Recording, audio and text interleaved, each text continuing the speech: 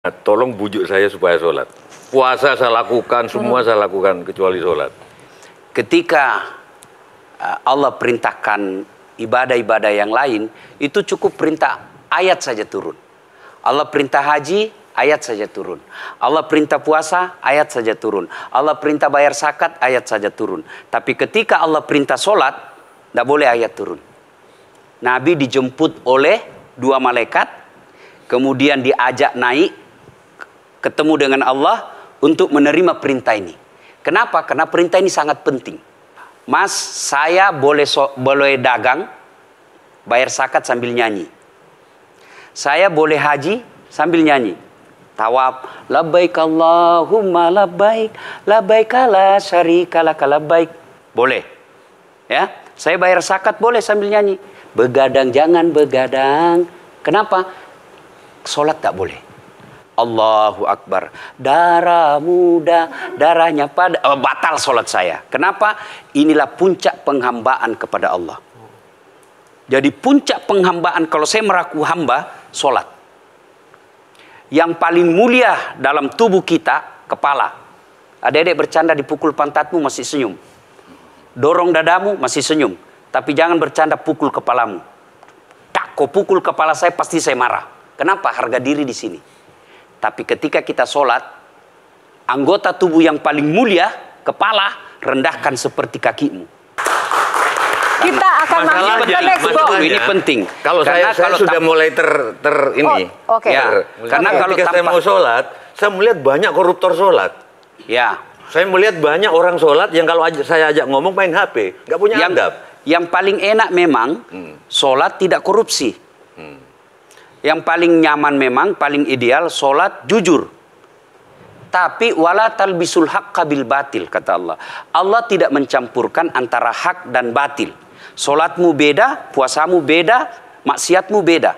Itulah sehingga Allah hadirkan 2 malaikat. Rakit dan atid. Mencatat yang baik di baik, yang salah salah. Tapi ini setan kan tidak membiarkan itu. Maka setan masuk. Nah, dia sholat tapi dia korup. Tapi Allah Maha Adil, maka ditimbanglah nanti mana yang lebih banyak, kebaikanmu atau keburukanmu. Kalau dia baik amalnya, tapi tidak ada sholatnya, sia-sia. Kenapa? Passwordnya kebaikan itu, kuncinya itu adalah sholat. Ustadz ketika naik haji, naik pesawat. Pesawat itu mungkin dibikin orang yang nggak sholat. Iya, betul. Terus gimana dong? Nah, kursi itu mungkin dibikin orang yang nggak sholat. Iya, betul. Terus? Nah, bagi orang yang tidak sholat itu, Allah nanti perlihatkan amalnya. Yang ciptakan listrik ini luar biasa amalnya. Iya. Saya bisa dakwah karena ada mic. Iya. Dan mic itu dari orang non-muslim yang ciptakan. Maka Allah nanti pamerkan. Ini kau punya amal. Ini 10 guda, 10 miliar kau punya amal. Mana passwordnya? Mana kuncinya? Kuncinya itulah sholat. As-sholatu imanuddin, as-sholatu miftahul jannah. Sholat itu kunci kebaikan, sholat itu tiangnya agama. Sebuah bangunan, dia bisa berdiri tanpa dinding. Sebuah bangunan, dia bisa kokoh tanpa atap. Tapi ketika bangunan tidak punya tiang, pasti tidak kokoh. Tiang itulah dalam agama, sholat. Dia tidak husuk, tidak ada urusan. Allah tidak hitung kamu husuk atau tidak. Kamu datang deh sujud sama saya. Ya. Sudah sholat, idealnya dia bersih. Karena tidak mungkin sholat kalau dia tidak wudhu. Tapi kok ada orang sholat tapi jorok. Buang sampah sembarangan. Itulah keberhasilan setan menggoda kita. Itulah sebabnya kita minta perlindungan kepada Allah. Kenapa ketika melontar 3 jumroh? Orang haji kan melempar 3 jumroh. 1 tiang, 7 batu. Kenapa tidak dikumpul saja itu? 1 kali lempar, tak, tak, tak. Kenapa? Kenapa mesti 3 hari dan kenapa mesti 3 titik? Itu pesan moralnya, melawan setan itu perlu napas panjang.